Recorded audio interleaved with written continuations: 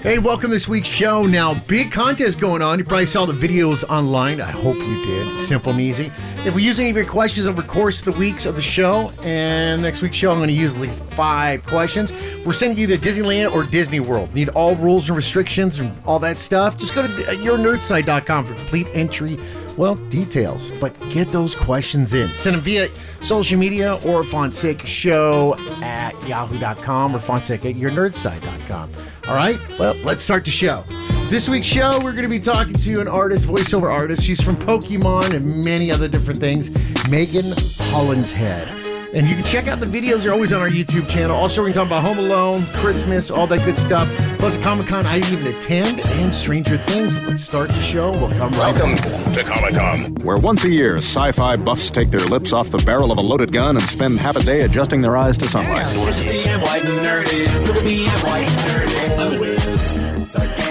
So I gotta say, this week was pretty good. Amy's in studio.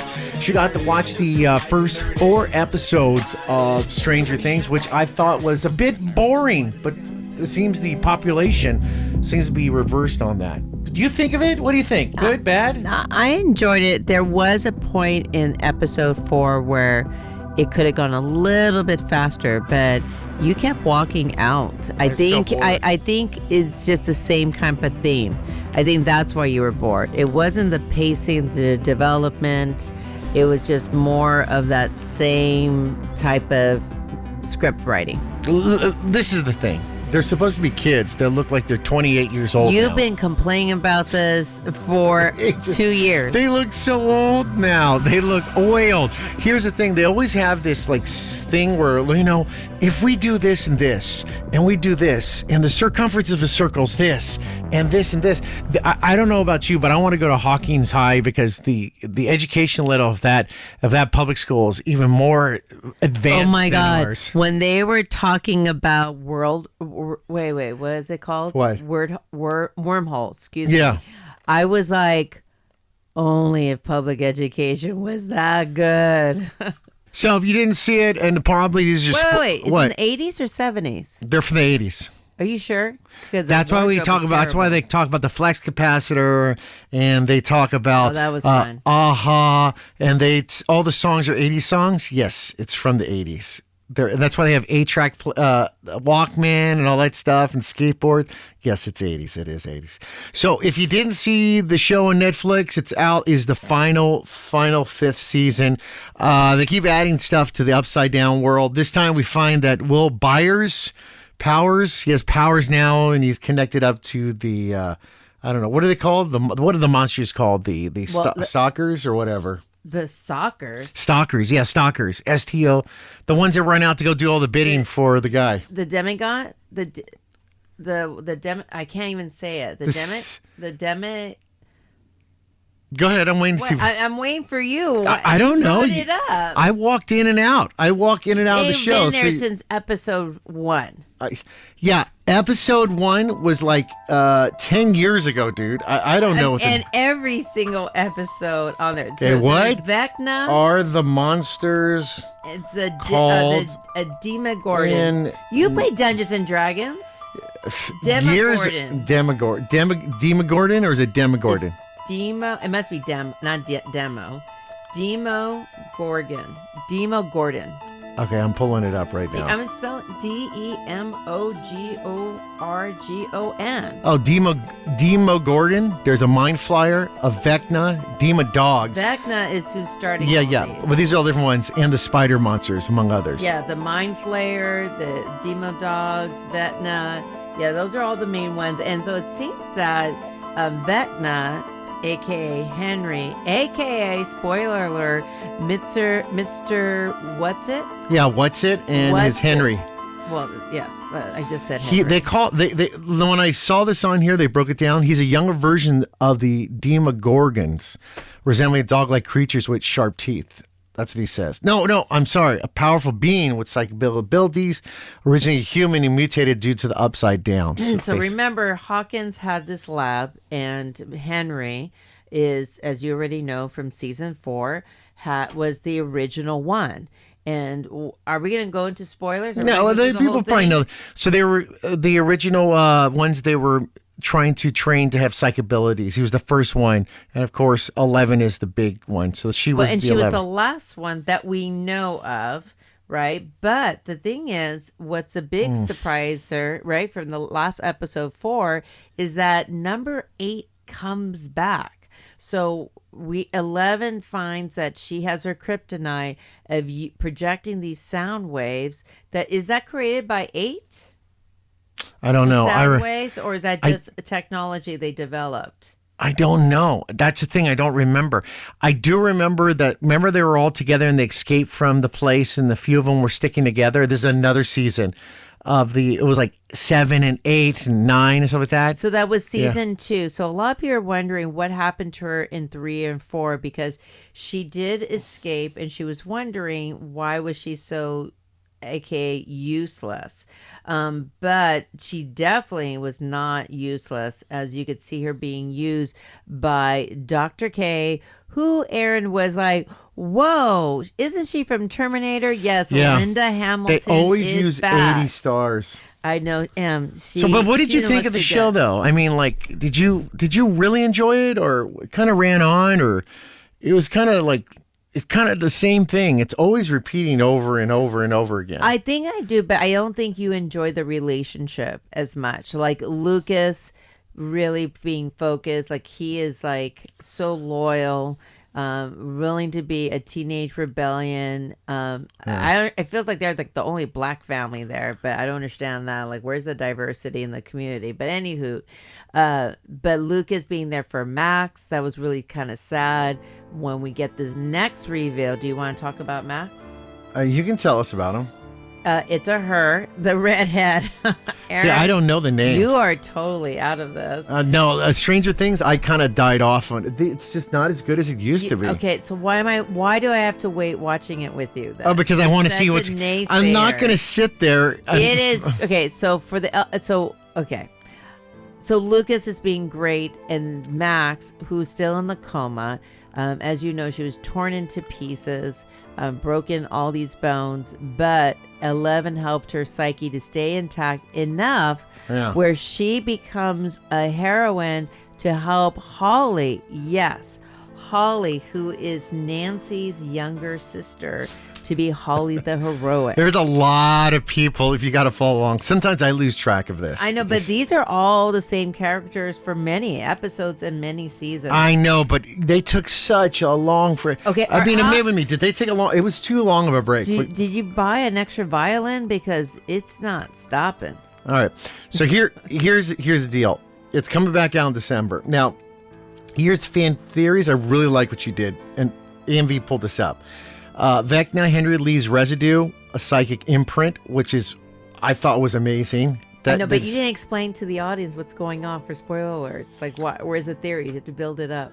Well, he leaves a psychic imprint in them when he does something to them in their brains, so they kind of feel what's going on. That is the theory. Yeah. And that's why Max has a conscious and developed into, I don't know if she developed this cave, or the cave was developed because of Henry's psyche. I have no idea, but whatever she did, she did. But I'm talking about more Will. Will is the kid that was in the original episode that was he was kidnapped. Yeah, but right, he has a psychic imprint or a residue. Because at the end of it, the big spoiler was he had all these powers. His eyes went white, and he made all the, the Seekers. They call them the Seekers. That's their nickname.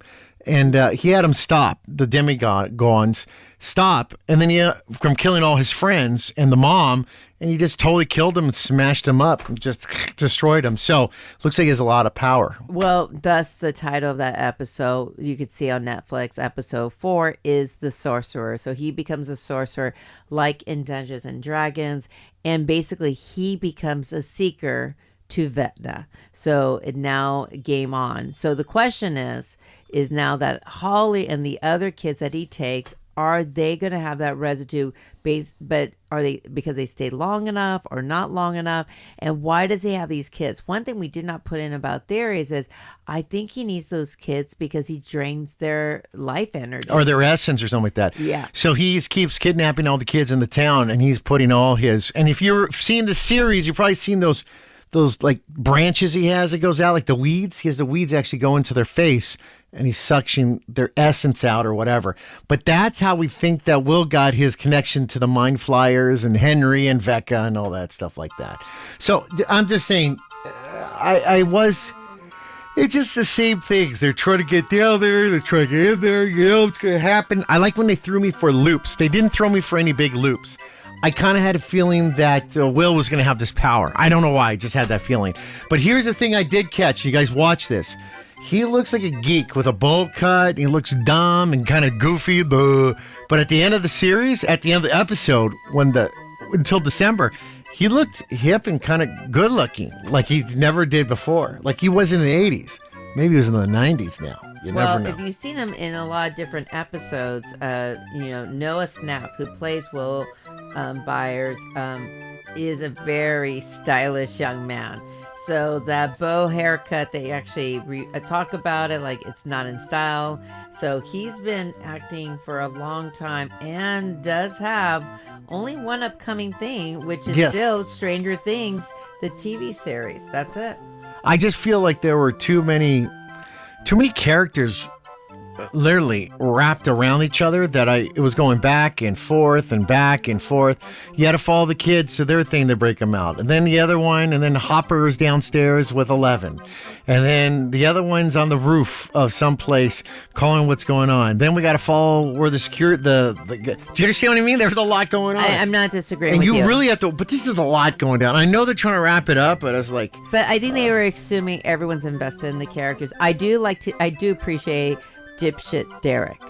I do like that character. Dipstick Derek, of course you do. Yeah, okay. Of course I do. Wait. 2 other questions real quick. Yeah. I know we have a lot, but you didn't talk about the other spoiler alert where Charlie Keaton, who plays the brother of Will, he has an engagement ring. Any shocker there? No, he's going to ask her to marry her. He loves her. Okay. I kind of figured. He's been arguing nonstop. Well, that's usually how you build up love and things. Like, just because I'm fighting with you doesn't mean. I saw that and I was like, yeah, I knew something was going to happen. I had that feeling all the time. Like, he was so jealous of the other guy. And yeah. And what about Cara Buono, who plays Karen Wheeler, when she fights back? Were you expecting that with a demigod with her wine bottle glass? Yes, I just expect that, but I expect her to get her face all chopped up. And she did get it chopped up. She had her throat cut and everything like that. The mom of Holly, who was trying to protect the kids. Yeah, I expected that. Okay, good. I did put that. So you put down here, and I like this. I always give AMV stuff about this. Who is number 8? And it's Kelly Procid. And why she matters again. She's introduced in season 2 as one of the other Hawkins lab kids with powers. Illusion, hallucination, and manipulation. That was her big powers. Yeah, so the key thing is once the season's over, so I did cut off Fonseca, so there'll be around Christmas, be another set of episodes, and then again in the New Year's. But guess what? The brothers are going to continue this in another Stranger Things universe. So this will be an ongoing TV series, probably with different actors out there. So the Duffer brothers will be playing this out. All right. So did you like it? Yes or no? You can be honest. You don't have to lie. No lip service. Yeah. How you liked it? I thought it was okay. It was something to watch over the Thanksgiving break. That's all I felt about it. Yeah, it was all right. So. It wasn't the best thing. Really fast. Later on the show, we are going to have a voice artist. We got one more thing I want to talk about. Megan Hollingshead, voice on Pokemon. She played Nurse Joy. A lot of Pokemon, Yu-Gi-Oh. Man, the list goes on and on. Oh, let me see. Sonic X, Mermaid Forest, Ultimate Muscle, oh my God, she did a lot of stuff. We'll get into that. Really fast, I want to talk about Macaulay Culkin. Was in the news again, and this is pretty interesting. Macaulay Culkin, the actor, the main actor who played, Home Alone, of course, 1, 2, and did some other things, actually just recently said that he's interested in doing a Home Alone Part 3, but only if it's a good script. But he says he has an idea. He wants to be a divorced dad in Chicago, and he's not really good to his kid, and he's a bad divorced dad or a single dad, and his kid locks him out of the house, and it's going to teach him something and all that stuff. So he's got to get back into the house to his kid. Do you know? It's a verse. He asked Chris Columbus if he'd like to do this, but prior to that, 2 months prior, Chris Columbus is on a red carpet, and they're asking him, would there be a reboot or another Home Alone? He says, no, that was something I did 30 years ago. That was a certain time, and it was lightning in a bottle. You don't want to do it again. But remember, it's a different story. It's a different version. Is it going to happen? Well, everybody's waiting on Chris Columbus to answer this if he wants to do this Home Alone 3 where Macaulay Culkin is back as an adult. I don't know. Does it sound interesting? Yes, it does. Am I a little scared? Yes, sometimes when they touch this stuff, it does ruin lightning in the bottle. So I don't know. Maybe or maybe not. I don't know. Did you know that he's in the Zootopia 2 movie that's going crazy in the box office right now? Because it broke the record for the biggest opening for a animated movie ever. Zootopia 2 got a 91% on Rotten Tomatoes. And from the pop meter from people, he's got a 95. Oh, no, that's the first Zootopia. What about part 2? No, the first one. Oh, no, part 2. 91%, 95% from the audience. Clever, layering, thoughtful message, action fueled, love it. Sympathy to it. The great reviews. Everything's great. So, so what made you not go to the movie theater then? I just didn't want to waste money in a movie. It's probably going to be on very, very. Things are coming on Disney Plus and the other stuff. Why go to the movies when you can watch it at home eventually? Yeah, but it's interesting. So guess what? In your opinion about season 5 Stranger Things, Rotten Tomatoes got a 91% better than season 4. Look at that. It lost a whole 9 points. Didn't get 100%. That's just sad. That says if you guys can't pull up 100%, what are you thinking? It's just bad. That's really bad. Okay, but I noticed you didn't talk about anything about Running Man though. Because it flopped. It's one of the biggest flops made the top 5 flops of the year. Spent so much money to get it. I thought it was a great movie. I enjoyed it. I liked it. 78% from fans. I know people just didn't want to go see it. There's a lot of people. You know, things have changed, and I'm saying I'm proof positive it is. All movies are going to be on demand. People are designing their houses to watch entertainment at home. Movies, just going to movie theaters like a pain in the butt. You know what I mean? I don't know. You're yawning a lot there, my friend. Well, listen, I'm getting the 5 nights tickets. It's almost $30 each for not a matinee. Yeah. And, and unless you have kids, it has to make sense why to go to the movie. Now, 5 nights, is that a movie I'd pay to go see? No. I'd wait for it to be on home video, I'm old. On demand. It's just one of those movies. There has not, the only movies I wanted to see were Tron and Running Man. Nothing else has made me go, wow, I've got to see that on a big screen. Tron had to be on a big screen because the visuals of it was fantastic. Fantastic. And I wanted to see Arnold Schwarzenegger was going to be in the next movie, and he only makes cameo money. So I was upset about that. Yeah, but Tron made about 73 million. So was that considered a success? No. 142 million? No, they lost money on it.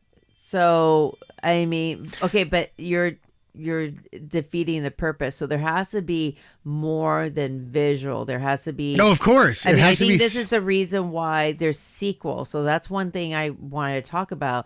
There's sequel. 5 Nights Freddy's going to be a sequel. Running Man wasn't a sequel, but it was a remake. Yeah. Wicked for Good is a sequel. Avatar is going to be a sequel. Zootopia is a sequel. And I think executives are just too fearful of doing anything original. Yeah, I know that. You got to remember, the times of Steven Spielberg creating something brand new have been gone for years. E.T., Close Encounters, Poltergeist, Jaws, George Lucas, Star Wars. People trying to go, I got an idea and I want to do this. It's just not happening. Well, even Eloy. And you're right. Well, and I think Pixar's failing too. Like Eloy. It was a flop. Yeah, but I hear that at Pixar, it's not the happiest place on earth. It's like there's a lot of stress and tension. It's hard when you're on Top Gun. What they became more corporate. Yeah, there's nobody there. I heard they don't have their scooters. They used to scoot around from place to place. Food was abundant. They had yoga classes. That stuff is not there anymore. However, though, there are some, and this is also the sequel thing. It's also international. Right. So Niza is the #1 movie of 2025, making almost $2 billion. Have you ever heard of it? Niza, I've never heard of it. So Niza is an animated series, and it's a sequel too, made out of China. Very popular. And then 1, 2, 3, 4, 5. How do you spell it? NE space ZHA. And then another one, Demon Slayer, which you have seen in Universal Studios, 662, but no one's really talked about it. But again, the Infinity Castle is based on the movie from a teaser. So I do agree. Not the original ideas like Sinners. Sinners domestically was amazing. I loved Sinners. Right? Sinners did a great job. But even though Minecraft was #1 domestically, #3 they expected it to flop. Internationally, they expected, but these are not original ideas like you're talking about, except for Sinners. Yeah. So we just need some young, maybe people out there or people new time. Like think about The Quiet Place. The Quiet Place was amazing. Yeah, that was That good was too. so scary, right? But like something like Gremlins, but don't redo Gremlins, even though we're getting a new one. You know what I'm saying? But yeah, I know. But like the Running Man that we're doing. I mean, like Predator. Now you see me. Now you don't. Like, what did some broadcaster say? Like, I didn't know we needed to see it. Now you see me again, right? I didn't even know that came out. It did come out. I did not even know that came out. All right, let's get a quick interview. I'm going to come right back, and then I'm going to talk about one more thing. Then we're going to wrap up the show. All right. Megan Hollingshead, voice artist, actress. We talked to her at Comic-Con. If you want to see the videos, they're up on YouTube under Your Nerd Side. Your Nerd Side, just on YouTube. Your Nerd Side interviews. Just looking right there. All right, check this out. So my favorite thing about doing this show is I get to hang out with people like this. Megan Hollingshead. Aw, that's really sweet. Did I say it right? I want to make sure. Hollingshead. Hollingshead. Hollingshead. Okay. All right, now I'm a genius. All right. Yes, all you right, are. we're done. Let's go. Wrap it up. That's all I you got gotta my do. name right. That's all you need. Okay, so we're gonna get into your voices and stuff, but people like to know these things. How did this start? Were you an actress? Yeah. Were you just luck? It happened? And some people say it's A little luck. bit of both. I was doing theater. I did a lot of theater in New York for no money, as one does when one is a struggling actor. And the thing I love about acting is the community. So met a lot of great people. Yes. A lot of great people who were also struggling and working our way up. And one of those very kind people said, "Do you do voiceovers?" And I said, "Yes." So I got an audition. Be honest. So we're going back. Yeah. So that day, did you really do voiceovers? No, I'd never done it before. But I figured that's how you do it. That's how you do it. You gotta. You lie on the set. If they say you can drive a car and you don't know how, I know how to drive a car. I'll learn that day. You're right. Right. And as actors, we learn from improv. Say yes. Yes. So I was like, okay, I'll do it. And I did. I learned kind of at the audition the techniques I needed. Yeah. And theater lends itself really well to voiceover. So went from theater to Pokemon. Once I did Pokemon, I got the Pokemon was bug. your first one? Isn't that crazy? That's huge. I was so lucky. I was so lucky. So did you have, of course, you did all the voice-overs, the redubbing for that and stuff like that. I dubbed And Pokemon it's a different into world. English. We talked about this before, and I talked to you. Yeah. And Tara Sand's a friend of ours. Yep. It's a different kind of voiceover because they're translating it. Sometimes it doesn't always make the sense. Did you have to go back sometimes or recross out stuff like, I don't know about this, or you just read it straight? No, as an actor, it's not really our job to change the script. Occasionally, things don't fit. Yeah. Like if the writer has struggled with the line, then the director will say, let's try it this way or let's try it that way. But as an actor, I can give suggestions. Yeah. But I don't have much say in the script. I just read the script, watch the character's mouth move, act. And I love she's doing this. And she's still talking to you while she's doing Right? it. That's just fantastic. What I love about it is that you do everything at once And so forget about all your other problems. Yeah. You forget about the world. You're just like so focused. At least I am. That's how it is. So I'm looking at this table of the voices you did. How many voices are you still doing of these? I mean, how many? So, look at this. I've been really lucky. I've done about 100 roles. Woo! Thank you. I love them all. I love all my girls. I know they're still coming. Yeah. That's amazing. Yeah. Rangiku in particular is back in Bleach, 1,000-Year Blood War. Oh. And I'm super proud of that. I was so psyched to have her back. Nurse Joy, I was the original Nurse Joy, and I had the privilege of coming back as Nurse Joy for Pokemon Journeys. That was just a But thrill. they are calling you back for certain things. I like, we got to get Megan. Megan's this voice. That's really sweet. Right. So, social media. People want to get more about you, all your stuff. Yeah. What is your social media handle? Megan Hollingshead VO. right. And I'm on Instagram. Mostly I'm on Instagram. Send me a note. I might not get back right away, but I'd love to hear from you. Do you see that? She'll reach out to you, and it's all below here. We're going to put it down below here for you guys. Megan, you're awesome. I'm going to run into you so many times when I do Comic-Cons. Absolutely. And I like to host the panels. I'm going to ask if I can host your panel. Can we do that? I love that. We would have so much fun. on the Jinx. Yes, we'd have so much fun doing the panel. I love it. Always subscribe to our podcast, our website.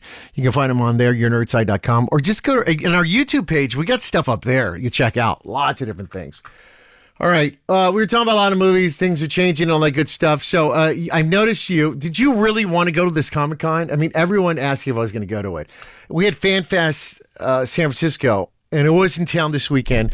And the last time we went, I would talk to the publicity people, and we ran ads for them.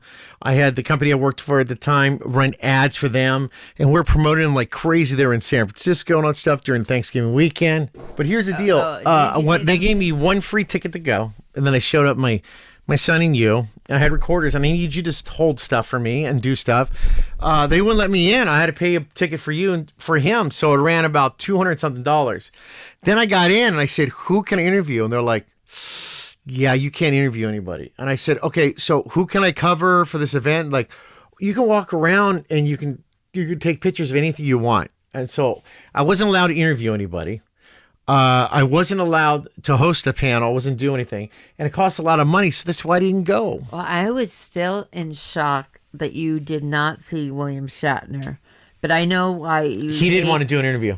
You didn't want him to die on you? I don't want him to die. His eyes are all... You know when you get to a certain age, you're old and you look tired? He's in his 90s, right? Yeah, he had red eyes, bad. Well, one thing is... It wasn't Visine eyes. It wasn't Visine eyes. What type of eyes are those?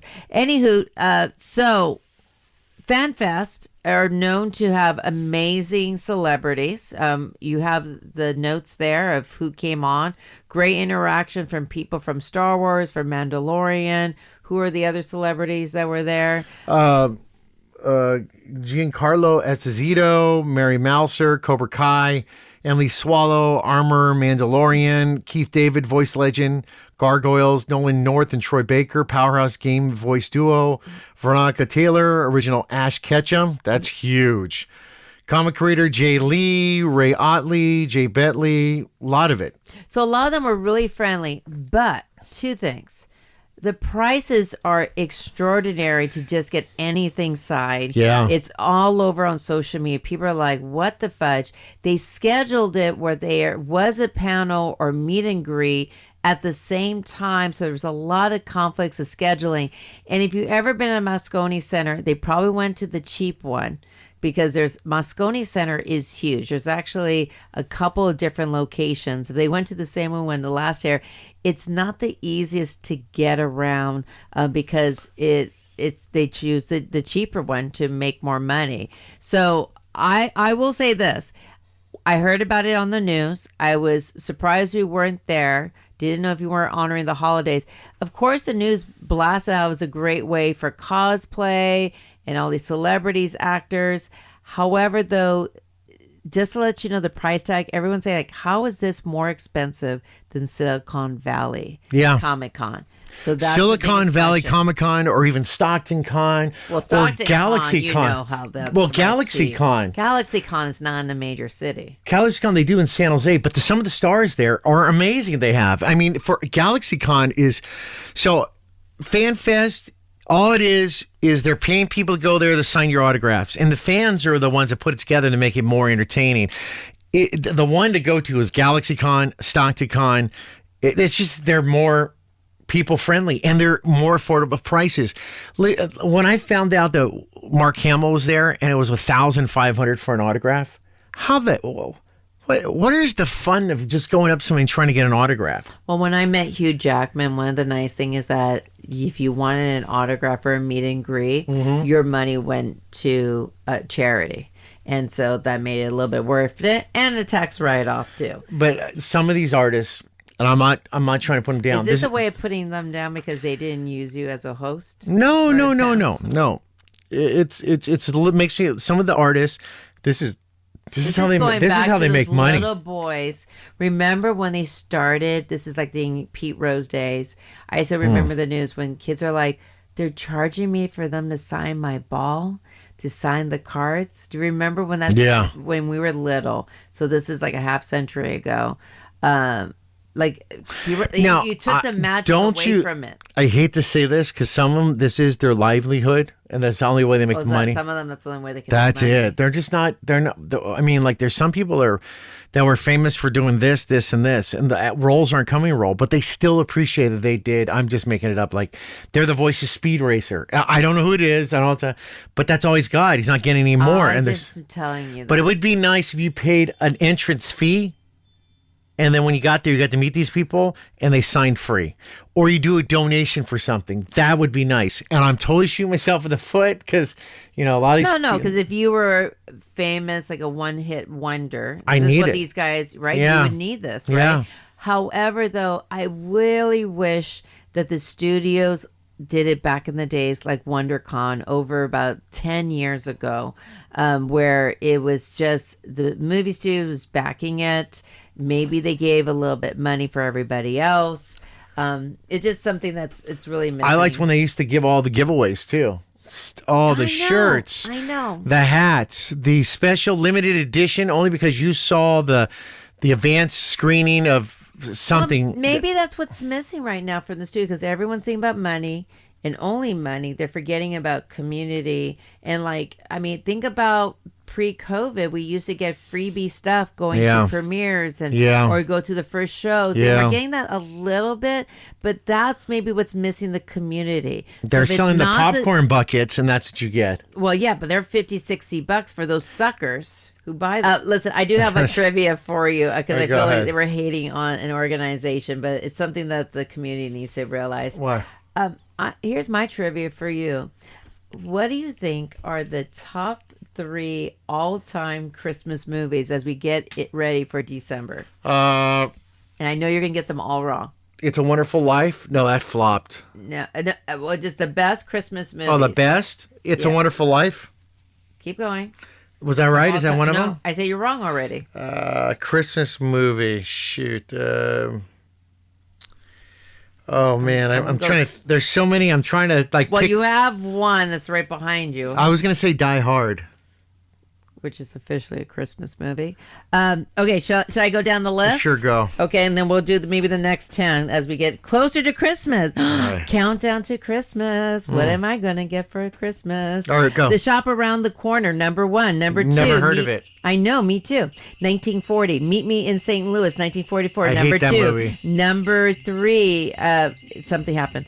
Number 4. Tangerine, 2015. Hate that movie. Never God, it's seen it. I haven't horrible. even seen any of these guys. Horrible movie. Number 6, I'll skip a couple. Little Women, 2019. I hate Still that haven't movie. seen that one. Tim Burton's The Nightmare Before Christmas, number 7. That's a Halloween movie. Hey, have you seen Claws 2019? Number Never 8. seen it. Me neither, but it's on Netflix. Carol, number 9. Never heard of it. That's a freaking movie. Christmas. And then finally, number 10, It's a Wonderful Life. And to honor what you're playing in the background, number 11, Die Hard in 1988. But guess what? This will get you, this is something. This is from Rotten Tomatoes, by the way, people. Number 12, The Guardians of the Galaxy Holiday Special with Kevin Bacon, 2022. Arthur's Christmas, 2011. That sucked. I hate Arthur's Question. 13. And then The Apartment in 1960, number 14. I love that movie. Oh, yes. That's with Jack Lemmon. Yes, and then Little Women, 1994, Winona Ryder from Stranger Things, I number hated that 15. too. Tokyo Godfathers, number 16. Never seen Jingle it. Jangle, A Christmas Story, 17. Now, I would say this, and I'm going to end in the up to 20. I love Edward Scissorhands, 1990, number 18. I hated that one. That's not a Christmas movie. Actually, it is. Also, Winona Ryder is in that too. But Vincent Price is in there. Yeah, it's his last movie we ever did. There we go. Rare Exports, A Christmas Tale, 2010, 19. And, oh my God, Put Away Those Leg Lamps, A Christmas Story, 1983, top 20. I thought, Christmas, that's what I was thinking about. I thought it'd be higher. What number was it? Number 20. And we'll go back to this. There's Gremlins, Kiss Kiss. The only ones I think, It's a Wonderful Life. Elf, number 27. Elf? I don't know. Batman Returns is a Christmas. Yeah, it is a Christmas movie. It actually is. All right. We got to end the show. We'll be back next week. And make sure to get those, if you got questions, any kind of questions asked about anything, we're going to research and find it. We don't know everything. Trust me, I don't know anything. I'm just a nerd that tries to survive in this world reading comic books. But if you got a question, send it in and we'll use it on the show. We're going to send you the Disneyland, Disney World. It's your choice. You need all the rules and regulations. They're at yournerdside.com. And you see all the videos going all over social media. We need you to enter. Talk to you later, my friends.